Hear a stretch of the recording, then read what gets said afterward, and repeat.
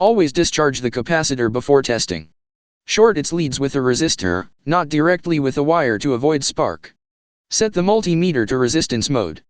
Connect probes to capacitor leads. For electrolytic caps, red positive, black negative. A good capacitor will first show a low resistance, then slowly rise towards infinity as it charges up. A shorted capacitor will always show 0 ohm or very low resistance, with no change. An open capacitor will instantly show infinite resistance and stay there. Capacitance mode. Set the multimeter to capacitance. Connect probes to the capacitor leads.